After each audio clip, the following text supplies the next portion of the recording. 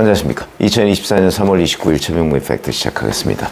자, 최근 한 달 사이에 여론조사가 크게 출렁였죠. 그러다 보니까 각 당에서 이제 뭐 일희일비하지 않는다, 뭐 이렇게 얘기를 하지만 실제 속은 초비상 상태입니다. 특히 국민의힘은 크게 밀린다, 뭐 이런 여론조사 결과가 나오고, 뭐 한강벨트, 낙동강벨트에 이어서 심지어는 강남권도 흔들린다, 뭐 이런 얘기까지 나오는데 그 모든 근거가 여론조사입니다. 그러다 보니까 과연 지금 나오는 여론조사 이게 얼마나 총선 결과와 일치할까, 뭐 이런 것들이 이제 초미의 관심사죠. 그래서 뭘 믿을 수 있고 뭘 믿으면 안 되느냐, 물론 거기에 가장 정답은 없습니다. 그러니까 제가 정치부 기자를 수십 년 동안 해온 경험으로 보면 지금 시점의 정확한 여론, 이게 총선 결과와 가장 일치한다, 저는 그렇게 말씀드린 적이 있습니다. 근데 이제 지금 시점의 여론조사는 각 지역별 얘기하는 거죠. 그런데 그 지역별 여론조사 결과는 저희가 하나하나 다 뜯어봐야 됩니다. 그래야 되는 것이지, 그렇다고 해서 또 그 여론조사가 정확하냐? 여론조사는 오차범위라는 것이 있기 때문에 뭐 정확하다고 보긴 어렵다, 뭐 이런 거죠. 근데 이제 오늘 흥미로운 기사가 있어서 제가 소개를 해드리려고 하는데, 국민일보가 과연 총선 여론조사의 속설이라는 게 어떤 게 가장 정확하냐, 이거를 나름대로 팩트 체크를 한 결과가 있어서 소개를 해드리려고 합니다. 우선 첫 번째, ARS 방식 믿을 수 없다. 또 응답률 3% 미만 여론조사 믿을 수 없다. 거의 비슷한 거죠. 대개 ARS는 응답률이 3% 미만이니까 믿을 수 없다는 건데, 물론 한국조사협회라는 곳에서 ARS 조사는 비과학적이다, 뭐 이렇게 규정을 한 적이 있습니다. 그리고 전화 면접과 응답률 7% 이상 이 여론조사만 공표할 수 있다, 뭐 이렇게 가이드를 했는데, 이거는 사실은 여론조사 업체라는 게 무슨 그 국가 공인, 그러니까 국가에서 인정한 기관은 아닙니다. 자기들 그냥 업체들이 가입해 있는 거에 불과하죠. 그렇기 때문에, 근데 반대의 사례가 있습니다. ARS 방식이 더 실제 선거 결과하고 맞았던 이런 사례가 있습니다. 작년 10월 강서구청장 보궐선거가 바로 그런 거라고 하죠. 지지율 격차가 전화 면접 방식은 8%포인트였는데 ARS 방식은 11.8%포인트. 그래서 실제 결과는 17.15%포인트 더 맞았다, 뭐 이런 거고, 그 다음에 응답률, 이것도 뭐 ARS 조사가 응답률이 낮을 수밖에 없는데, 뭐 그런 것보다는 표본을 어떻게 추출하느냐, 뭐 이런 것들이 과연 정교하냐, 여기에 더 좌우된다. 그러니까 이 속설도 대체로 거짓이다, 뭐 이런 거고, 총선 한 달 전 정당 지지율이 실제 선거 득표율하고 매우 유사하다, 뭐 이런 부분도 이제 검증을 했더니 2012년 총선 때 한 달 전 새누리당 지지율이 29%였는데 민주통합당은 27%였습니다. 2%포인트 차이. 실제 선거에서는 새누리당 50.7, 민주통합당 42.3에서 무려 8%포인트 차이가 났다. 2016년 새누리당, 이제 이때 총선 한 달 전 얘기입니다. 새누리당 39, 민주당 23. 물론 이거 갤럽 기준이고요. 리얼미터는 새누리당 44.1, 민주당 27.8. 그러니까 대부분의 여론조사가 여당인 새누리당 승리를 예상했는데 실제는 민주당이 41.0을 얻어서 1당이 되고 새누리당은 40.7%를 얻어서 2당이 됐다. 2020년 4년 전의 총선도 민주당과 미래통합당의 지지율 격차가 17%포인트 이랬는데 실제는 25.7%였다. 굉장한 차이가 있죠. 그러니까 이런 속설도 거의 맞지 않는다, 이런 얘기가 되는 거고, 총선 투표율이 60%가 넘으면 야당에 유리하다, 뭐 이거는 전통적으로 정치부 기자들이 그렇게 믿고 있는 속설 중에 하나입니다. 근데 1987년 이후에, 이때가 직선제가 된 이후에 9차례 총선 중에서 투표율이 60%를 넘었던 적은 5차례가 있었는데, 그러면 이때 야당이 승리했어야 되는데 아니다. 이 5차례 모두 여당이 승리했다. 여당이 일당이 됐다. 그 다음에 또 하나. 요즘에도 그런 일들이 있죠. 정권심판론. 국정안정론, 그 정권심판론에 찬성하는 사람들, 이 사람들은 결국 야당을 찍고 국정안정론에 찬성하는 사람들은 여당을 찍는다. 뭐 이런 대전제가 깔려 있는 가설 아니겠어요? 이 비율이 결국은 여야 투표율하고 유사하다. 어찌 보면 당연한 듯한 가설입니다. 정권심판론에 동의하면 당연히 그건 야당 지지자일 것이고 국정안정론에 동의하면 여당 지지자일 것이기 때문에 그 지지율이 곧 정당 지지율하고 비슷하고 그것이 곧 선거 결과하고 유사하다. 당연히 맞을 것 같죠? 근데 꼭 그런 것 아니다. 2016년 총선 때 보면 박근혜 정부 심판론이 무려 55.3%였습니다. 국정안정론 22.6%밖에 안 됐습니다. 이거는 디오피니언이라는 조사인데 실제 여야 득표율은 0.3%포인트째. 똑같았다? 그러면 이거는 뭐 심판론이니 안정론이니 이건 뭐 다 엉터리다 하는 얘기가 되는 거죠. 2004년 전에 총선도 정권심판론이 40.0, 이때는 문재인 정부 때입니다. 국정안정론이 51 이렇게 됐는데 계속 격차가 11%였는데 실제 격차는 이건 이제 2016년 총선과 반대의 결과입니다. 실제 격차는 25.7%였다. 훨씬 더 낮다.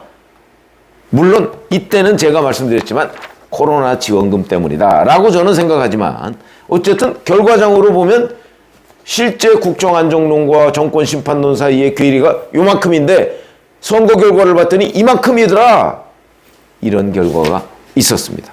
그러니까 이쪽이 맞는 경우도 있고 저쪽이 맞는 경우도 있고 뭐 이런 경우가 있고요. 근데 이거보다 제가 오늘 말씀드리려고 하는 내용이 각 당의 판세 분석이 오히려 이거보다 더 정확했다. 무슨 얘기냐면 2008년, 2012년, 16년, 20년 이런 총선 결과를 봤을 때 어느 모든 정당이 다 판세 분석을 내놨을 거 아니겠습니까? 물론 그 중에는 정확한 판세 분석, 왜냐하면 언론용으로 뭐 허장성세를 한다든가 이런 거는 뭐 믿을 수가 없는 거죠. 뭐 그런 경우가 사실 상당히 언론에 보도된 거는 그런 게 많으니까 그건 믿을 수가 없다. 그렇지만 18대부터 21대까지 여야가 내놓았던 판세 전망을 이 국민일보가 잘 분석을 해봤더니 최소 한쪽은 선거 결과하고 아주 유사하더라. 이런 보도입니다. 한쪽은, 최소 한쪽은 유사하더라. 여야 중에. 그리고 예상 의석수의 범위도 5석 정도 차이밖에 안 나더라. 이런 거죠. 대표적인 예가 4년 전에 민주당이 지역구 예상 의석수를 130석 플러스 알파 이렇게 얘기를 했습니다. 근데 이거는 이제 약간 엄살이었고 실제 당 내부 자료를 봤더니 163석. 이건 총선이 끝나고서 이제 나온 자료입니다. 그래서 이제 취재가 정확해야 된다라는 걸 전제로 말씀드리는 겁니다. 허장성세나 엄살이나 이런 것들이 반영된 거는 거짓말이니까 그건 믿을 수가 없지만 총선 후나 이런 때는 이제 당의 실제 내부 자료가 있고 아니면 취재를 잘하는 기자라면 실제 이 당이 어떻게 분석하고 있는가 하는 것이 중요하다는 거죠.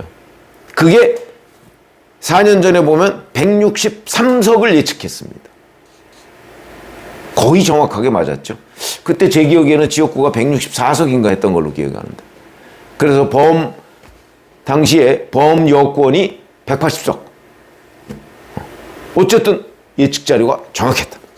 2016년 새누리당 싱크탱크인 여의도연구원, 지금 여의도연구원도 있지 않습니까? 이때는 여의도연구원 예측이 정확했다는 거죠. 선거 전에 127석을 예측을 했다고 합니다. 지역구. 근데 실제 122석, 오차가 5개밖에 안 났습니다. 그러면 왜 이렇게 정당의 여론조사, 이제 이 외에도 그 각각의 경우 정당이 어느 한쪽은 맞췄다는 거죠. 그럼 한쪽은 엄살이거나 허장성세일 가능성이 있는 거죠. 그래서 못 맞출 가능성이, 왜냐하면 한쪽이 맞췄다는 얘기는 상대당 쪽도 어느 정도는 맞췄다는 얘기가 되죠. 어차피 300석을 나눠 갖는 거니까. 그러면 여론조사보다 오히려 정당의 예측치가 정확하게 취재만 된다면 그게 맞다. 이런 얘기가 되는 거죠. 그러면 이번의 경우를 한번 보시죠. 얼마 전에 한 3, 4일 전에 국민의힘이 지역구 82석, 그 다음에 민주당이 110석을 예상했습니다. 뭐 얼마나 정확하게 취재가 됐는지 이건 이제 발표 자료입니다. 자기네들. 그거는 지금 알 수가 없지만 저는 대체로 맞다고 봅니다. 그럼 그 두 가지를 합치면 192석이 되죠. 그러면 254석 아닙니까? 지역구가. 그렇게 되면 한 60석 정도가 이제 오차범위 내거나 아니면 아주 근접전이라는 얘기가 되는데 이 60석의 대부분이 수도권입니다. 예측할 수가 없는 거죠. 수도권은. 그런데 대체적인 전망을 보면 그러니까 각 정당을 취재하면 이 수도권 중에 적어도 3분의 2 이상은 민주당이 가져간다. 국민의힘도 거의 인정하는 부분입니다. 그러면 112석에 한 40석, 그럼 152석. 그러면 단독 과반이 된다는 얘기죠. 저는 그래서 이번 선거에서 민주당이 단독 과반이 될 가능성이 적어도 50%가 넘는다 이렇게 봅니다. 왜? 뭐 원인이야. 지금까지 저희가 쭉 말씀드린 것처럼 윤석열 대통령에 대한 심판론이 워낙 거세기 때문이다. 물론 앞으로 열흘 넘게 남았습니다. 선거운동이. 여기에 또 뭐 막말이나 실언이나 뭐 가능성 높죠. 특히 이재명 대표의 경우 지금 단독 과반의 이 기쁨을 지금 유권자들하고 같이 나눠야 되는데 뭐 계속 그 예측을 너무 오만하지 말라 이렇게 얘기를 하지만 제가 보기엔 이미 본인이 오만해 있습니다.